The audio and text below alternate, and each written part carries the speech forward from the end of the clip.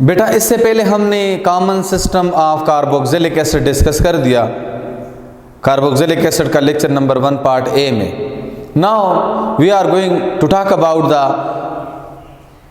IUPAC system of carboxylic acid और IUPAC naming of carboxylic acid. So lecture number 2 carboxylic acid का lecture number 1 का part B, उसमें हम अब discuss करेंगे इसमें कि कार्बोक्सिलिक एसिड का तो कॉमन नेमिंग हमने पढ़ लिया जो कि ओरिजिन के लिहाज से थे। Now we are going to discuss the IUPAC system of carboxylic acid. IUPAC, as we know that IUPAC stand for International Union of Pure and Applied Chemistry. In IUPAC system we should follow the certain rules, और वो क्या है? Alkane के साथ अगर carboxylic functional group attach हो जाएं, ठीक है, अल्काइल ग्रुप के साथ RCOOH अटैच हो जाएं, तो इसके लिए हम इस कंपाउंड का आयुपेक सिस्टम में क्या करेंगे? आयुपेक सिस्टम में हम अल्केन का E रिप्लेस कर लेंगे। किसके लिहाज से? अल्केन का E रिप्लेस हो जाएगा बाय OIC एसिड, तो ये क्या बन जाएगा? अल्कानोइक एसिड। क्या बन जाएगा? अल्कानोइक एसिड बन जाएगा। मतलब क्या हुआ कि अगर कार्बोक्सिलिक फंक्शनल ग्रुप अटैच हो जाएं तो अल्केन का E रिप्लेस होगा बाय दिस वर्ड। मतलब क्या है? अगर एक कार्बन है तो हम उसको मीथेन कहेंगे, कार्बोक्सिलिक फंक्शनल ग्रुप आ गया तो उसका नाम क्या होगा? मीथानोइक एसिड। 2 कार्बन है तो ईथेन, तो उसका आयुपेक नेम क्या होगा? Ethanoic acid. 3 कार्बन है तो प्रोपेन, तो उसका आयुपेक नेम क्या होगा? Propanoic acid. 4 carbon butanoic acid, 5 carbon pentanoic acid, इस तरह। नाउ अब आ जाए हम आयुपेक सिस्टम में नेमिंग किस तरह करेंगे। तो जिस तरह आप लोगों को क्लियर है कि जब हम किसी भी ऑर्गेनिक कंपाउंड का आयुपेक नेमिंग करते हैं तो हम उसके लिए क्या करते हैं? Selection of longest continuous chain. लेकिन कौन सा chain? Selection of longest continuous chain करेंगे, लेकिन जिसमें क्या हो? कंटेनिंग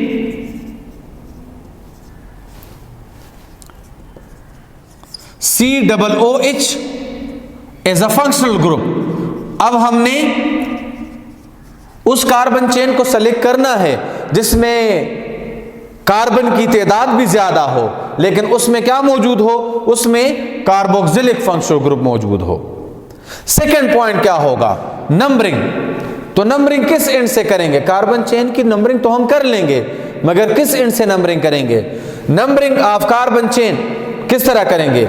उस एंड से जहां से smallest possible number should be given to the carboxylic group। मतलब उस एंड से नंबरिंग करेंगे जिससे कार्बोक्सिलिक ग्रुप को कम से कम नंबर मिल जाए। देन आइडेंटिफिकेशन ऑफ सब्स्टिट्यूएंट, ये तो हमें क्लियर है कि हमारे पास 2 तरह के सब्स्टिट्यूएंट होते हैं, एक सिमिलर होंगे, एक डिफरेंट होंगे। अगर सिमिलर है तो उसके लिए क्या लिखेंगे? Di, tri, tetra along with the number of carbon atom. और अगर डिफरेंट है तो उसके लिए अल्फाबेटिकल ऑर्डर लिखेंगे, अल्फाबेटिकली उसको लिखेंगे। सो अब आते हैं नेमिंग की तरफ, आयुपेक नेमिंग की तरफ।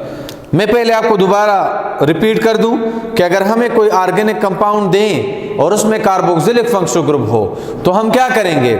हम longest continuous chain of carbon atom को सेलेक्ट करेंगे जिसमें कार्बोक्सिलिक ग्रुप मौजूद हो। सेकंड, नंबरिंग उस एंड से स्टार्ट करेंगे जिस एंड से कार्बोक्सिलिक ग्रुप को कम से कम नंबर मिल जाए। थर्ड, जब हम कंपाउंड का नाम लिखेंगे तो पहले क्या करेंगे? पहले सब्स्टिट्यूएंट का नाम लिखेंगे, और देन फर्स्ट, और देन सेकंड पेरेंट नेम लिखेंगे। पेरेंट नेम मीन के जो लॉन्गेस्ट चेन है उसका नाम लिखेंगे। अब अगर हम इसके जो कॉमन नेम है उनकी तरफ आ जाएं। कॉमन नेम के मुताबिक अगर मैं देख लूं, हमारे पास यहां पर फर्स्ट मेंबर है इसका, ओरिजिन के लिहाज से मैंने कहा था कि ये फार्मिक एसिड है, लेकिन बेटा इसमें एक कार्बन है, तो इसका आयुपेक नेम क्या होगा? ये तो इसका कॉमन नेम है, आयुपेक नेम क्या होगा? Methanoic acid. मतलब क्या हुआ कि फार्मिक एसिड का आयुपेक नेम क्या है? Methanoic acid. एसिटिक एसिड का 2 कार्बन है, तो इसका नाम क्या होगा? Ethanoic acid. ये 3 कार्बन कंटेनिंग कंपाउंड है, जिसको मैं प्रोपियोनिक एसिड कहता था। आयुपेक नेम क्या होगा? Propanoic acid. ये 4 कार्बन कंटेनिंग कंपाउंड है, इसका आयुपेक नेम क्या होगा? Butanoic acid. ब्यूटारिक एसिड का आयुपेक नेम क्या है? Butanoic acid. वैलेरिक एसिड का आयुपेक नेम क्या है? Pentanoic acid. और कैप्रोइक एसिड का आयुपेक नेम क्या है? शाबाश, हेक्सानोइक एसिड।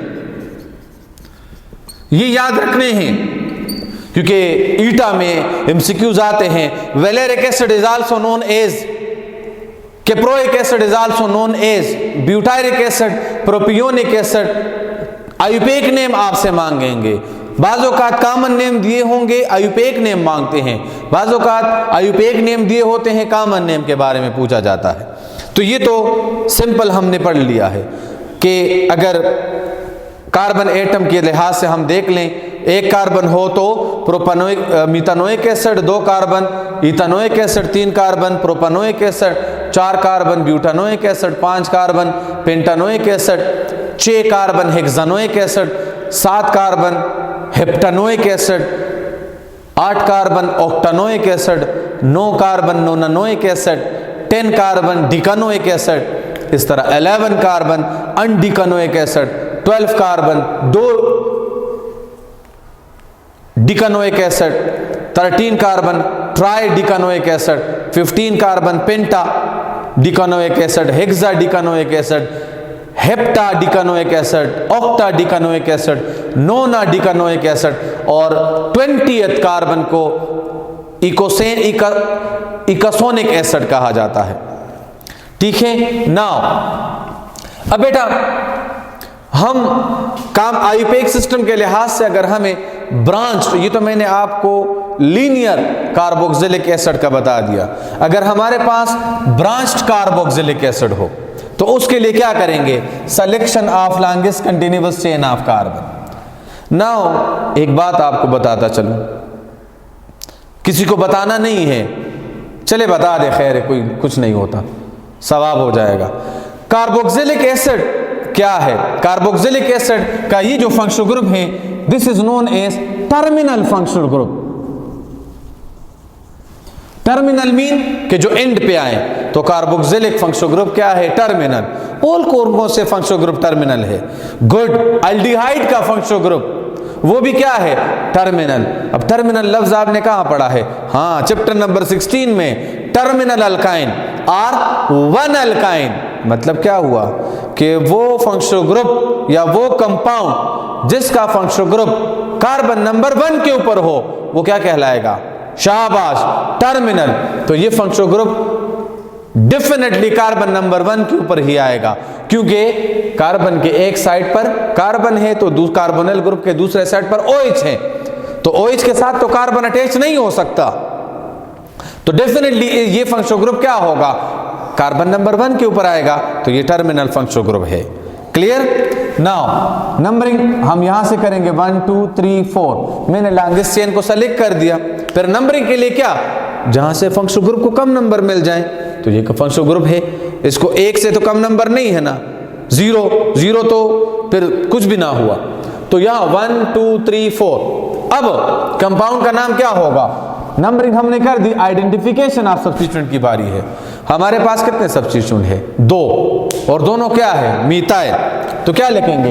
एक सेकंड कार्बन पर है, एक थर्ड पर है, तो हम लिखेंगे 2 3 डाई मीथाइल क्या? Butanoic acid. Good. 1 butanoic acid या ब्यूटानोइक एसिड। इस तरह ये अगर सिमिलर सब्स्टिट्यूएंट है, अगर हमारे पास डिफरेंट सब्स्टिट्यूएंट है, तो फिर उसका नाम कैसे लिखेंगे? घबराना नहीं है, आसान सा फार्मूला है और वही तीनों बातें हमने अप्लाई करनी है। ठीक है, वो क्या है? पहले हमने longest chain of carbon atom को सेलेक्ट करना है, जो कि ये कर लिया। क्लियर है ना? अब देखो आपको आ रहा है, हमने longest chain of carbon atom को सेलेक्ट कर लिया, देन नंबरिंग करेंगे तो डेफिनेटली फंक्शनल ग्रुप को हम नंबर देंगे फर्स्ट। तो फंक्शनल ग्रुप तो यहां है, तो देखिए 1 2 3 4 5। तीसरी बारी किसकी है? Identification of substituent. So we have how many types of substituent? We have 1 2 3 4 5। Then IUPAC name किस तरह लिखेंगे? अब हमारे पास डिफरेंट सब्स्टिट्यूएंट है, तो हम क्या करेंगे? अल्फाबेटिकल ऑर्डर फॉलो करेंगे। तो देखिए अब एक सी से स्टार्ट होता है, एक बी से, एक ई से, एक एम से। पहले क्या लिखेंगे अल्फाबेट जब लिखते हैं? बी। तो पहले हम लिखेंगे 4 ब्रोमो, देन शाबाश 3 क्लोरो, फिर 2 इथाइल, देन 3 4 डाई मीथाइल, 1 कितने कार्बन है? 5। तो 5 कार्बन को पेंटेन कहते हैं। तो अब यह कार्बोक्सिलिक फंक्शनल ग्रुप है, तो उसका E/OIC एसिड रिप्लेस हो जाएगा, तो ये क्या बन जाएगा? शाबाश, pentanoic acid. 4 bromo, 3 chloro, 2 ethyl, 3 4 dimethyl pentanoic acid. This one is the IUPAC name of this compound. Now बेटा, अगर हमारे पास 2 फंक्शनल ग्रुप हो, तो कार्बोक्सिलिक एसिड की ये जो कार्बोक्सिल ग्रुप है, इसकी रिप्रेजेंटेशन क्या है? OIC acid. तो अगर 2 कार्बोक्सिल ग्रुप हो तो डाई लिख लेंगे उससे पहले, OIC से पहले क्या लिख लेंगे? डाई। 3 हो वो हो नहीं सकते, ठीक है? तो इसलिए हम यहां पर इसका लॉन्गेस्ट चेन हमने सेलेक्ट कर लिया है, 1 2 3 4। क्योंकि ये तो टर्मिनल है, तो मैक्सिमम 2 हो सकते हैं, एक साइड पर, दूसरा दूसरे साइड पर। अब इसके लिए 4 कार्बन है, 4 कार्बन है, 2 फंक्शनल ग्रुप हैं, दोनों सेम है, तो एक सेकंड कार्बन पर है, एक 3 पर, तो हम लिख लेंगे 2 3 डाइमीथाइल। अब बेटा 2 फंक्शनल ग्रुप है, एक कार्बन नंबर 1 के ऊपर है, एक कार्बन नंबर 4, तो क्या लिखेंगे? 1 4, शाबाश, क्या लिखेंगे? 1 4 ब्यूटेन डाइओइक एसिड। क्या लिखेंगे? 1 4 ब्यूटेन डाइओइक एसिड। क्यों? क्योंकि एक नहीं है, 2 हैं, तो इसलिए मैंने क्या लिखा? एक कार्बन नंबर 1 के ऊपर, एक कार्बन नंबर 4 के ऊपर, तो 1 4 ब्यूटेन डाइओइक एसिड बन जाएगा। अब अगर हेट्रो सब्स्टिट्यूएंट हो तो घबराना फिर भी नहीं है, हमें तो अब पता चल गया है कि हमने क्या करना है, लॉन्गेस्ट चेन को, फिर उसकी नंबरिंग करनी है। देन सब्स्टिट्यूएंट हमारे पास आ गए हैं, एक NO2 है और एक आयोडीन है, तो आई पहले ABCDEFGHIJKLMNO, तो आई पहले लिखेंगे और N बाद में, तो क्या नाम होगा? 3 iodo, 2 nitro, then 1 4 butane dioic acid. Di इस 1 4 को रिप्रेजेंट कर रहा है कि एक कार्बोक्सिलिक ग्रुप कार्बन नंबर 1 है और एक कार्बन नंबर 4 है। अब ये जो कंपाउंड है, इस कंपाउंड का नाम क्या होगा? तो देखें नंबरिंग, अब 2 सेकंड 2 हाइड्रोक्सी प्रोपेनोइक एसिड। आप इसको 1 प्रोपेनोइक एसिड भी कह सकते हैं। हमारे बुक के पेज नंबर 142 के ऊपर इस कंपाउंड का कॉमन नेम है आइसोमेरिज्म के बाद, कॉमन नेम इसका है lactic acid. It is also known as lactic acid. ठीक है, ये कंपाउंड ये है, लॉन्गेस्ट चेन 1 2 3 4। आयुपेक नेम क्या होगा? 2,3 dihydroxy 1,4 butane dioic acid, dioic acid.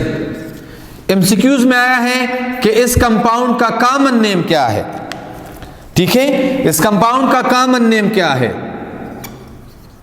This is known as tartaric acid,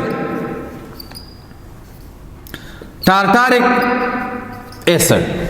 क्या कहते हैं? Commonly 2,3 dihydroxy butane dioic acid is also known as tartaric acid. So बेटा, अब ये जो कंपाउंड है इनके नेम हमने पढ़ लिए कि आयुपेक नेम क्या है और कॉमन नेम क्या है। कॉमन नेम ओरिजिन के लिहाज से लिखे गए हैं और आयुपेक नेम के लिए इन्होंने सीक्वेंस बनाया है कि जितने भी कार्बन एटम है वो कार्बन एटम, लेकिन उसमें अगर हम अल्केन लिखते हैं तो अल्केन का ई रिप्लेस होगा बाय OIC एसिड। सो उम्मीद है इस लेक्चर से आप लोगों का नॉमेनक्लेचर ऑफ कार्बोक्सिलिक एसिड से रिलेटेड जो मसाइल हैं वो हल हो चुके होंगे। अगर फिर भी आप लोगों को इसमें कोई कंफ्यूजन है तो आप लोग जो हम YouTube पे वीडियो चढ़ाते हैं उसमें आप लोग कमेंट्स में अपने क्वेश्चंस लिख सकते हो और इंशाल्लाह उसको आंसर करने की कोशिश करेंगे, आपको आंसर उसका मिल जाएगा। तब तक के लिए इजाज़त दीजिए। अल्लाह हाफ़िज़।